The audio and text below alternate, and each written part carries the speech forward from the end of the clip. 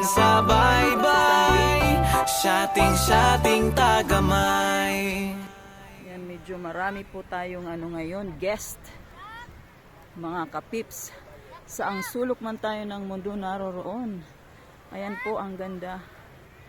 Napakaganda ng tubig ngayon. Dito sa lang, mababaw lang siya.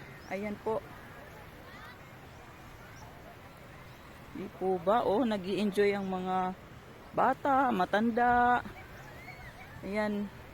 Lahat nag-i-enjoy po sa ating Boracay Beach. Boracay White Beach. Ayan po. Napakasarap maligo.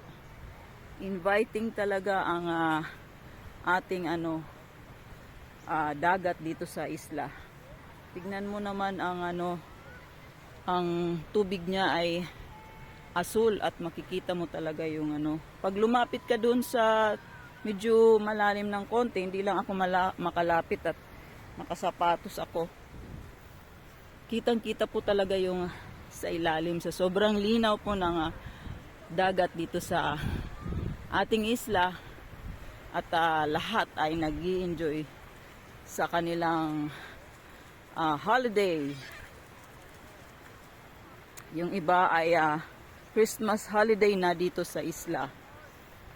Until New Year yung kanilang dito booking sa isla ng Boracay. So ikot po tayo uli para makita nyo ang kabuuan, no? Ayan, malapit na po ako dito sa sa work ko. So iniikot ko lang po kayo. Ayan, nandito po ako sa gilid ng dagat dahil ngayon ay low tide, kaya tayo nakakapaglakad dito. Ayan.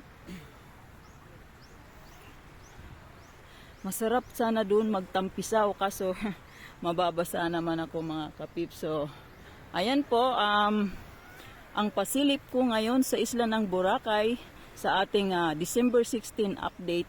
Maraming salamat po. So if you like this video, please don't forget to follow and share, mga kapips, saan man sulok tayo ng mundo naroroon. Marami pong salamat sa inyong pagtutok at pag-share ng aking mga contents dito sa isla ng Boracay. Bye for now. Love you all. Bye. There, someone is waving.